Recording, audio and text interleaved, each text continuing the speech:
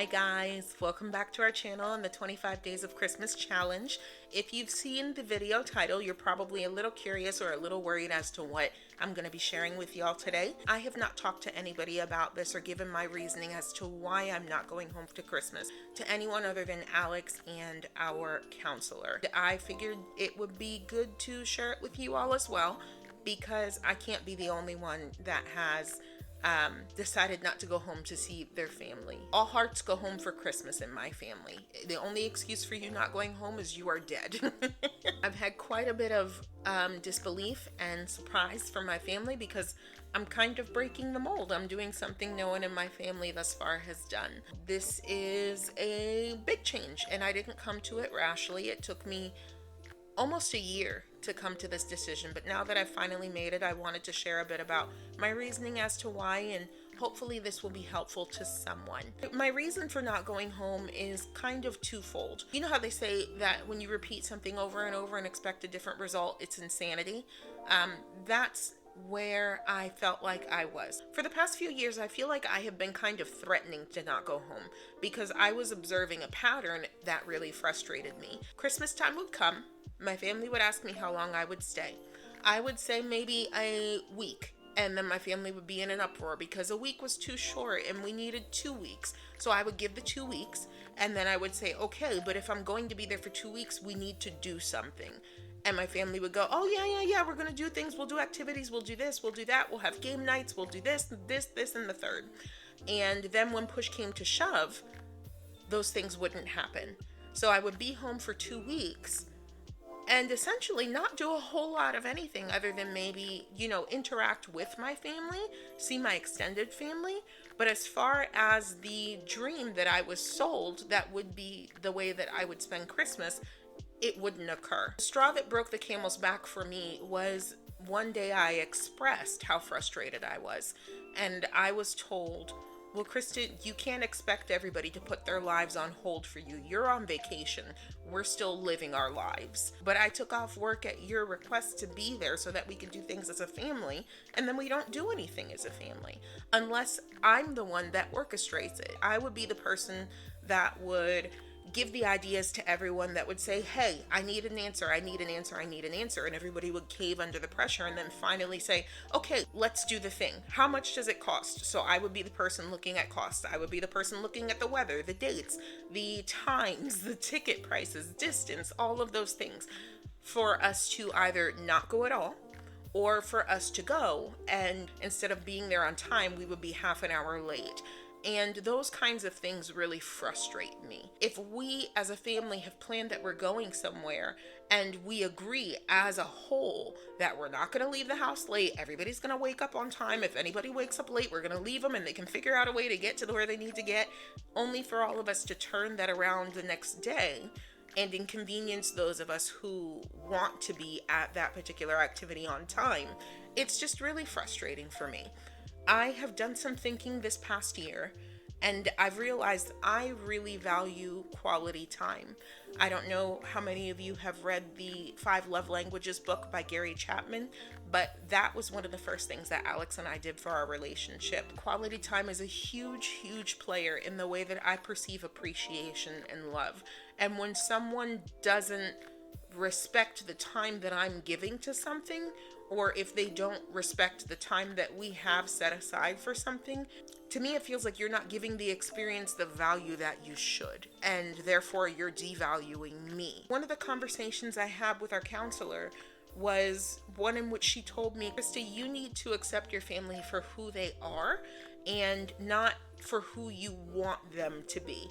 You go back year after year, the same thing happens year after year, and you keep going back expecting things to change. Your family is who they are, and no amount of you getting frustrated about that is going to change who they are. But what you can do is you can change the way that you celebrate Christmas. That was kind of like a light bulb moment for me because I realized that I needed to do something different. Nothing was going to change if I didn't change. I'm not staying home as a way of showing my family, see what happens when you don't get it together. That's not what this is for me. Yes, I love my family and I do enjoy spending time with them, but I I can't just operate on promises that things will happen when I know how my family is now. Part of everybody's identity is really wrapped up in who they are and part of their family dynamic. And my dynamic is the fixer. Somebody has a problem, I fix it. Or I find the solution for it. I suggest the solutions. When people are indecisive and they don't know what to do, I tell them what they're going to do. And I did that because it worked. I think all of my siblings have pretty strong personalities in their own right. I just asserted my opinion with so much confidence and like concrete, this is the right thing to do, that I think a lot of people just kind of fell in line. I'm looking at this particular Christmas as a way to really find out what it is that I want moving forward, but also give them the opportunity to do things that maybe they don't feel comfortable doing around me, if that's the case, or really just asserting themselves as adults and making decisions and planning things, doing all the stuff that they rely on me to do, because it really comes off as a slap in the face when you spend so much time putting something together for people that you love, only to have those people discard those plans. The second reason I've decided not to go home for Christmas this year is because through a lot of self-reflection, through a lot of prayer, through a lot of just being in a relationship and being able to get an outsider's perspective on my family dynamic and our counselor's perspective on the things that I'm struggling with, I realized that I have been idealizing my family for years. I even remember saying when I was younger that our family was perfect. No family is perfect. There are always different pain points in family dynamics, and I have realized that not only is our family dynamic generally dysfunctional, I'm not going to get into the detail of what those frictions are, but what I will say is that I have realized that I don't want to go back into an environment where I know that we are most assuredly going to experience the same issues year after year because nobody wants to do anything about them. I have two choices. I can continue to operate in this environment where we all just kind of pretend that this is what we do because we're family and family does this, or I can move forward, protect my inner peace, respect others, and hope that maybe we can get to a point where we both agree that certain dynamics need to be worked on and something needs to be done about them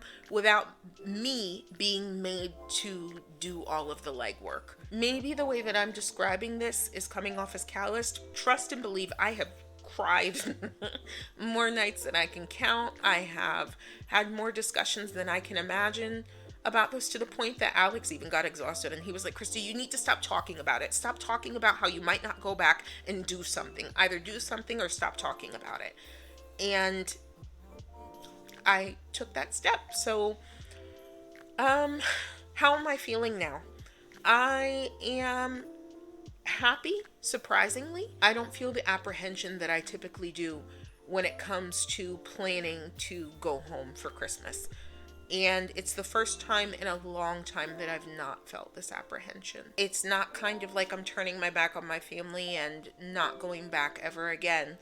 I just really needed a break. I needed a break mentally. I needed a break emotionally. I need to feel like my efforts are valued. I need to feel like my time is valued. I need to feel like people value time with me. And if I need a whole year to kind of work on that and talk it through with my family, then that's what I'll do. Thank you for being here throughout this entire month. We've still got 2 more days left. Make sure to tune in for those. Remember that with God, all things are possible, and I will see you tomorrow for another video, a more cheery video. Take care.